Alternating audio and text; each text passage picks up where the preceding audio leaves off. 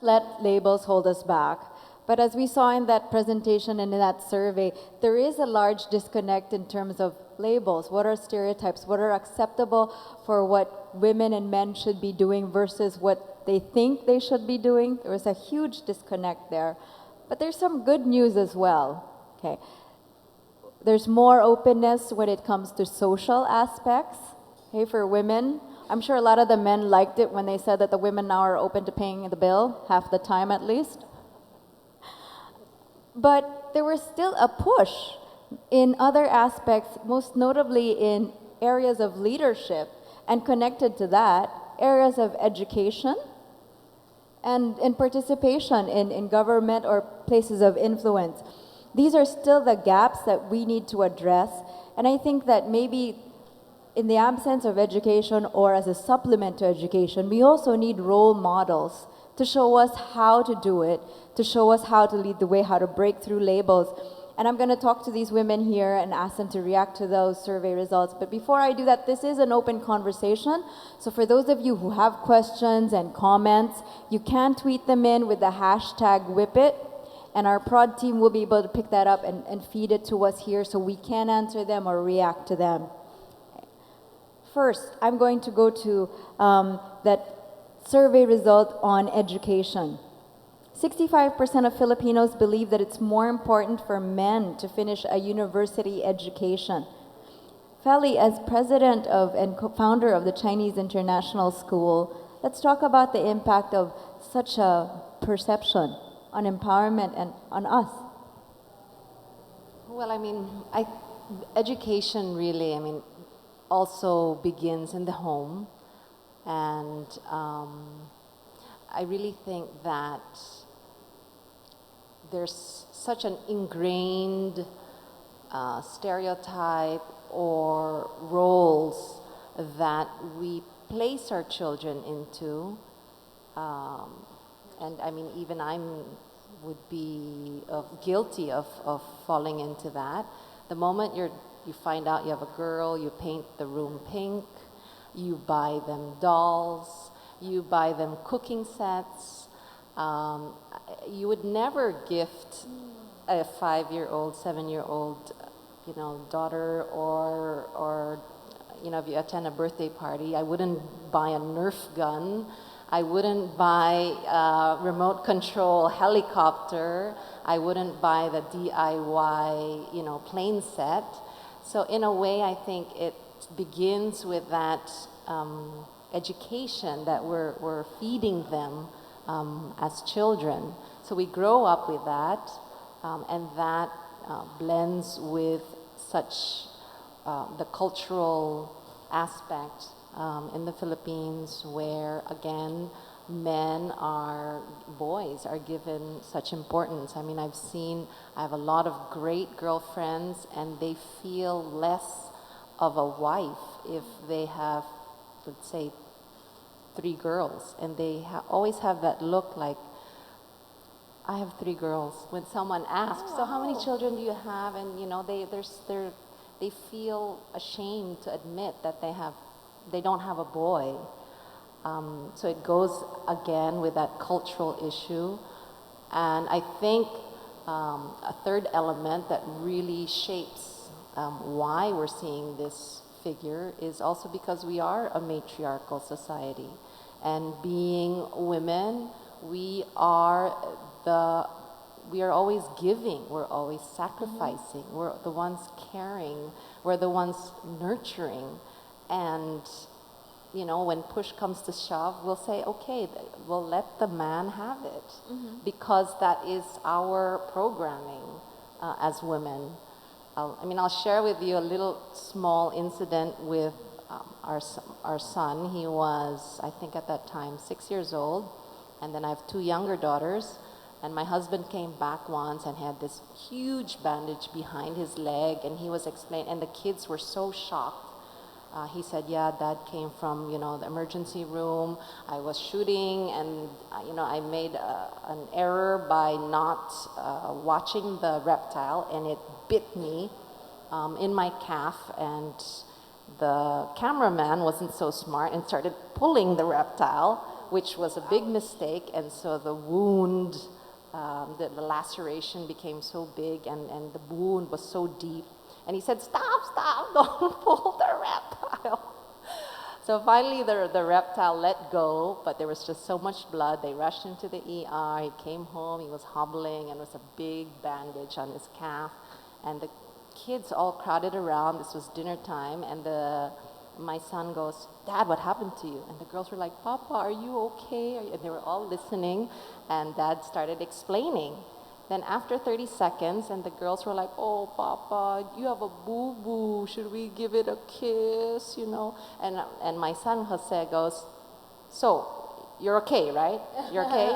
And of course, my husband goes, yeah, I'm fine. Okay, if you're okay, that's good. And he just walks away. And my husband couldn't even finish the story. So again, I don't know if it's the makeup that men are really like that. If you're fine, then you're fine. And women, again, like what Carrie was saying, we're pakilamera. We want to know. Tell us the story, you know. So it's those elements, I think. There is also a balance in being, you know, the way that men and women are differences complement one another. So for Kim, there was someone like, okay, high five, fist pump. You've got a wound on your leg. That's like a badge of honor. Go, Dad, you know. But the girls are also complimenting that the need to care for the pain and the anguish of, wow, a laceration on your leg. Carrie, I'm going to ask you in leadership positions, because education and the education that you get has an impact on you know, the kind of leadership position you can attain. How can we make this kind of work for us? It's maybe a perception that we can turn around and work for us. Well, I don't disagree that, you know, education is of course a big thing, but I think there's a huge shift also that's happened in many industries in business, whether in IT or different businesses, where, you know, it's employers or leaders just, you know, look at competence, and I think, you know, that's super important, because it also helps the thinking and the mindset on, you know, it doesn't, education doesn't begins and ends in school, and You can work for, And hard you- work still has a lot to do with where you get in life. exactly, and I think it's whether you're male or female, your achievement and your achievement is really just limited by, could only be limited by, you know, your where you really want to take your career.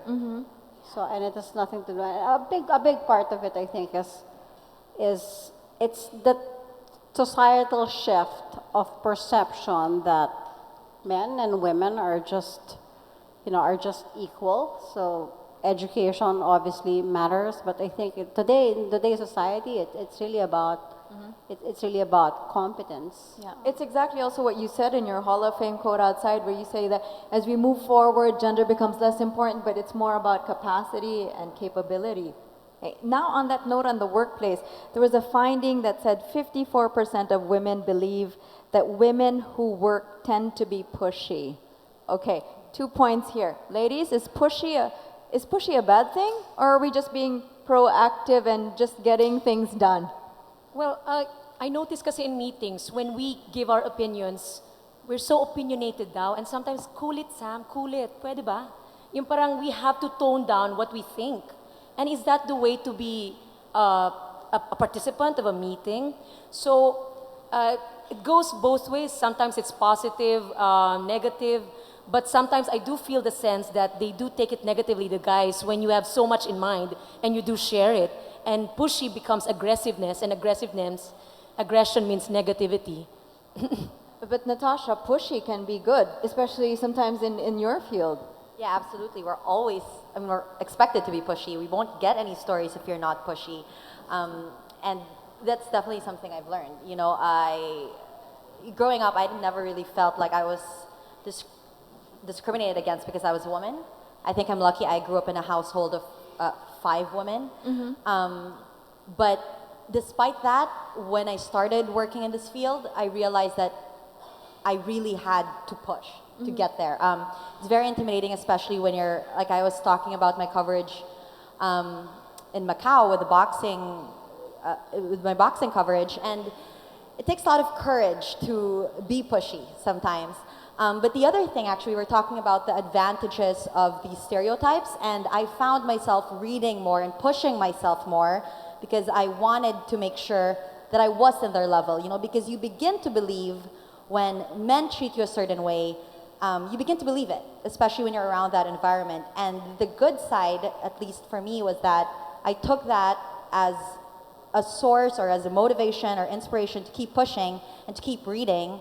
And I'll tell you for sure, I know more about boxing than any of the men here. That's for sure. Can I just add to that? I think let's say in a very male-dominated field, there are many ways to skin a cat. So I was very pushy, I was very aggressive, but I would use my boss and had him around my finger, and I would get my way by having him push what I wanted. So I was always the, you know, the sweet, nice, you know, civilized lady that I was supposed to be. So I think there's also nothing wrong about working it a different way. Working it a different way. We were talking about this. You get more bees with honey than with vinegar, right? So there's something to be said about being nice, being charming, which we women are all very good at, right? To get our way or to get things done. Can I say something on that point? I think it also depends, right? Because when I'm covering politics, you can't be sweet and charming. You can't try to talk to a politician, a male politician, and try to be sweet and charming because they're going to take it a different way. So you have to be pushy. It's almost like in my field, the pushier you are, the more they respect you because they say, okay, this woman's serious. You know, she's here for work. But if you come in and try to kind of charm your way through, not only are the other reporters going to start talking, but the politicians aren't going to respect you either. Because they know, especially, male politicians, you know, they're so used to getting their way and you're trying to deal with power, you kind of also have to be pushy. So I guess it's different, it depends on the field. Knowing what hat to put on and when, right? That's also another way to break through little barriers or labels. But the other point that I thought was interesting about this perception, 54% of women believe that women who work tend to be pushy. So this is actually coming from other women. Gee, I'm going to throw this to you. Do you sometimes feel that a lot of the criticism or stereotyping comes from women? Absolutely. I think I grew up in a household where my mom was a single mom. So she had to assert herself because she was the only one working. And so I think growing up, being raised by a single mom, I have the mindset that no one is going to make something happen for you unless you do it for yourself. And yet other women also tend to be like, oh, but she's so, you know, she doesn't take no for an answer. She's so pushy. But it really has to also do with your upbringing. And it does start with family life. My daughter, who's 8 right now, she's really into Ninja Turtles. And she's 8 years old. She doesn't want the dolls. She wants all the nunchucks and all the... And I'm like, okay, girl, if that's what you want, go for it. You know, so it's also starting as a parent not being...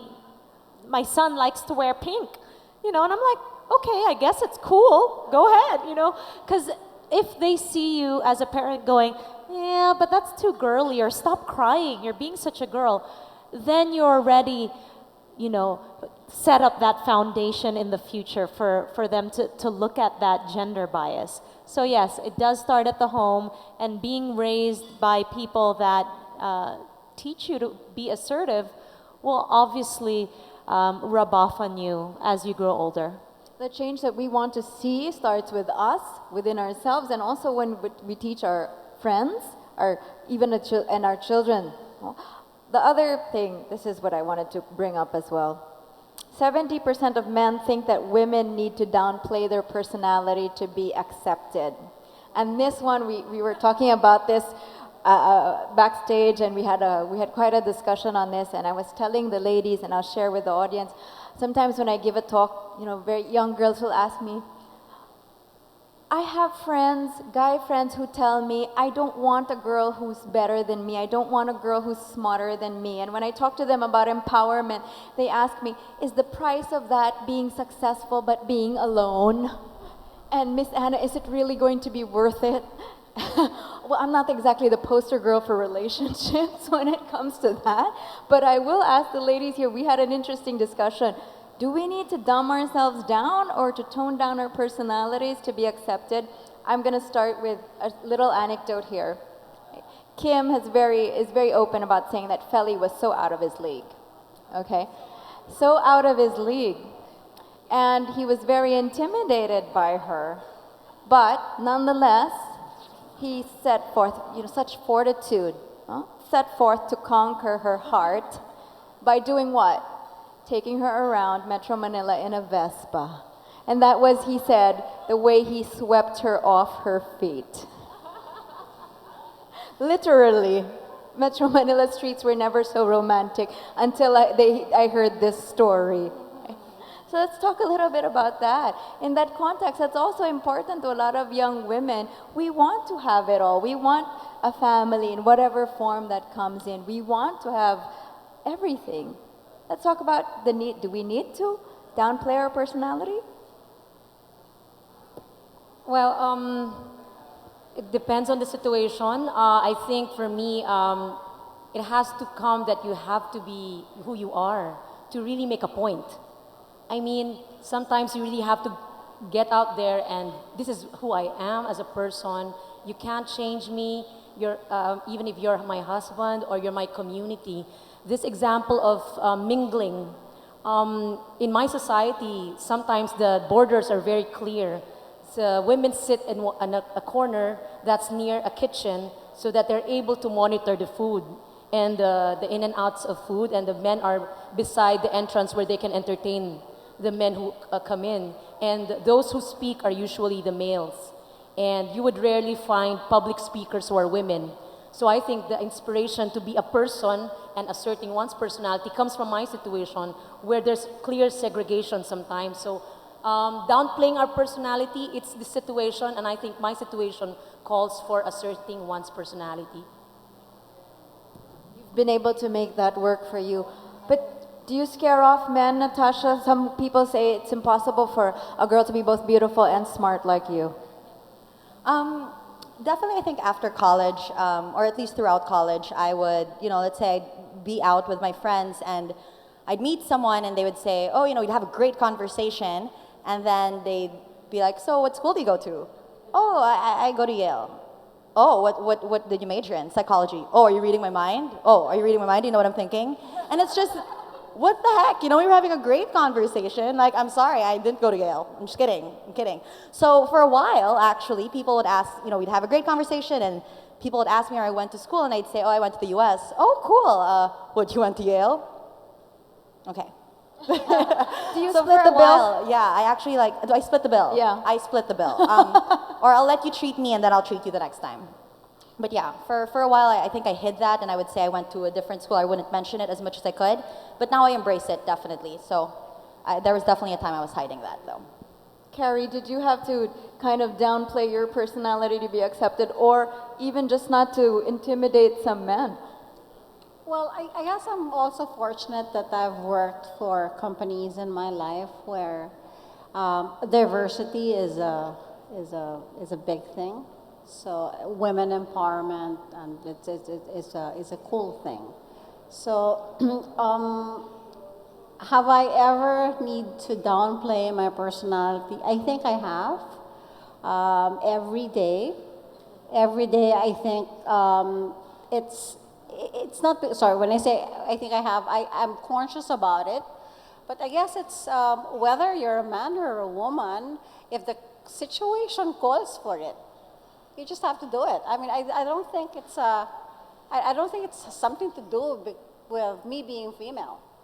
I think it's especially in a business environment. I mean, it's situation calls for it. If you're in front of partners or customers, you know, if you need to tone down, you need to tone down, and not because I'm a female or if I'm a woman. We're also taking questions from the audience, so if you have questions or comments, please come forward with your questions. Oh, I tweeted that on my, can I say this? I tweeted this on my social media, and it says, "Shut up, I wear heels bigger than your dick." That was funny and somebody has actually retweeted that and put in a WHIPIT hashtag there. Gee, let's talk about the need to downplay your personality. In media, you have to kind of be more flamboyant with your personality. Absolutely. I think, especially as an actor, you are judged by your appearance. And I think the plight of actresses and, you know, people that do look good is to be able to prove their worth, that they're worth, you know, that they are intelligent. And it's always a struggle to, okay, you know, I have something to say right now, but I don't want to intimidate the other person so that that person doesn't feel like, you know, we're equals. Because it's really a fine line of being able to say your piece, but at the same time not look down on them because they didn't know something. And especially in show business, you know, you're supposed to like just bat your eyelashes and smile. And when you say something that you really believe in, you have to stand up for yourself.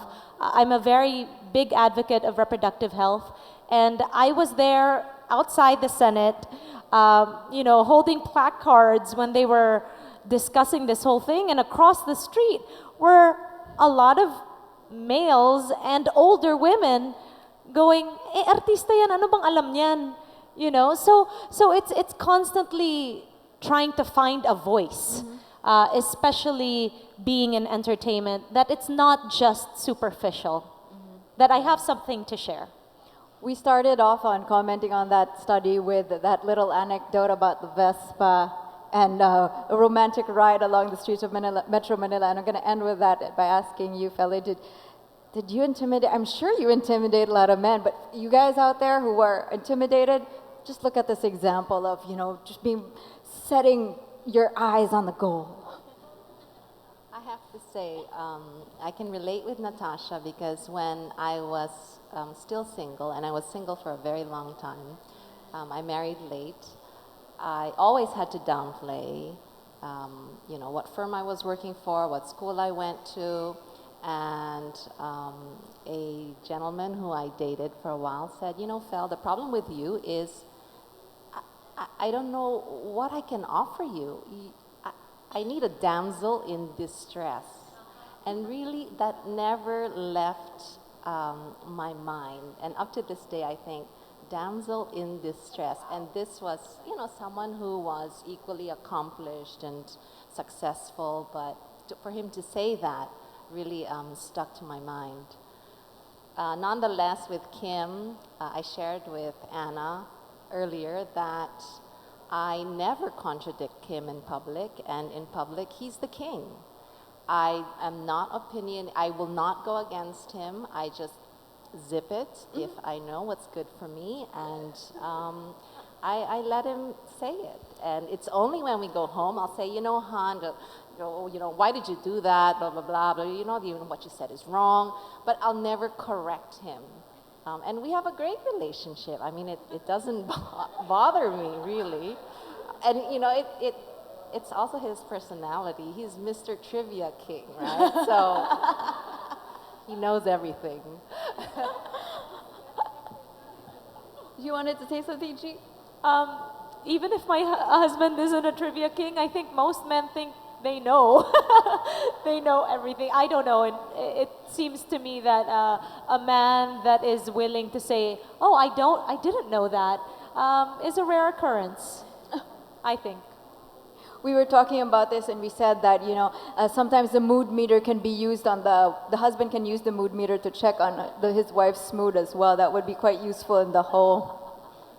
I'm going to add by saying that I get this question a lot by young girls, you know, the ones in their 20s who are just about to set off on their career, and they want to know, how do I balance my ambition with also not intimidating men? I want to have choices, right? We want to have choices. And as we were talking about here, ladies, the single most important choice you're going to make in your life is that choice of if you're going to have a partner or not, and who that partner is going to be.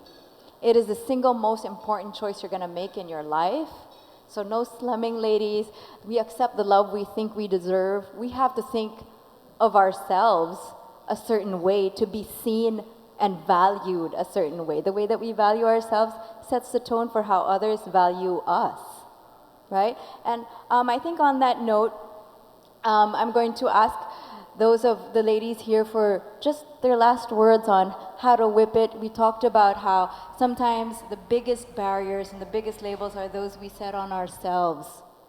So let's talk, G, I'll start with you. What would be your quip for whip it? If I could whip it. No, I think it's really important for women to be in solidarity with each other as opposed to competing against each other. I feel that in solidarity, we can help mentor other women. And that's really, really important to be able to disseminate information about how we feel because let's face it, women communicate differently from men. And if women are in solidarity, they are able to they are able to spread a movement faster. And I think that, you know, yes, women can get catty, sure. I mean, let's face it, it happens all the time. I'm walking somewhere, I see other women look me up and down. It happens all the time. But when you find a group of women that you can exchange ideas, that's a very, very powerful thing. So I recommend that you do find women that you can really talk to and be mentored by. So, because that's when I feel the most empowered. Get out of an itinerary to find a journey. Get out of school and experience being a fool. Try to find other places beyond the classroom so that you can zoom into a space that is of discovery. As a woman who has tried to find her own place in this community, I think it's really about making a decision to get out of the usual itinerary.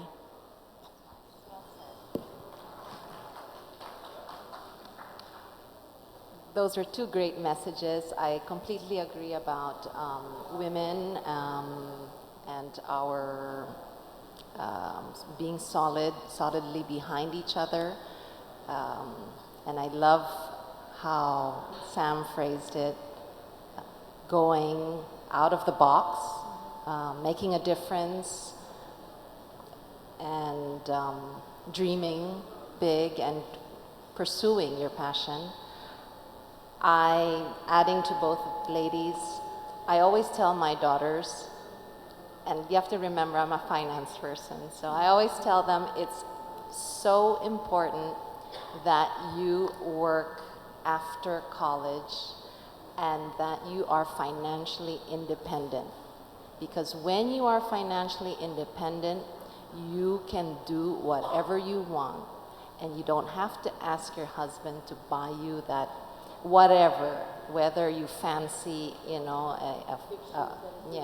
whether you fancy the Hermes bag or whether you have a simpler life and you wanna, you know, just go and have a meal. You don't have to keep putting your hand out. So for me, it's teaching our children, our girls, to be financially independent. A man is not a financial plan, right? Hear, hear. We are our own financial plans. That actually reminds me of something I was talking to G about. I said that I've realized that I feel most beautiful when I'm confident and I don't feel confident when I'm beautiful. So, for instance, you know, just going back to the boxing coverage, I was wearing Nikes and a hoodie, and we broke a story that none of the women in their short skirts did. And I felt more beautiful than all of them. You know, I was so confident, and I guess that's just it. You know, I feel most beautiful when I'm confident. I'm not most confident when I feel beautiful. And I think I think it's a great thing. And don't get me wrong, I think beauty is empowerment. Obviously, it gives you some sense of power, but I've learned to look beyond that. And this is why I have problems with beauty pageants. The whole idea that, you know, your values and how beautiful you are. I hate the idea of beauty pageants, but that's for another story. But yes, I think there's just so much that women can offer. And now it's such a great time to explore that, you know, and I feel great to live in a generation that's a little more open to that and hopefully more accepting to women's success. And we're just gonna whip it and work it and all of that. So that's what I've learned so far. Yeah, well, mine is more of an ask, and it's simple. Just women help women. I think that's what we should do. So women help women. Thank you. We actually have a question here that we would like to throw before we end this. There was a split in decision about women not sacrificing their career for their family. It says 52% of women think they should not sacrifice their family or career, but 48% think they should. That was a little bit of a very close in terms of the decision there. And the question here is to ask the panelists what you think. When it comes to making the choice between family and career, what should it be? Or how do you make that decision? I think is the better question. How do you make that decision?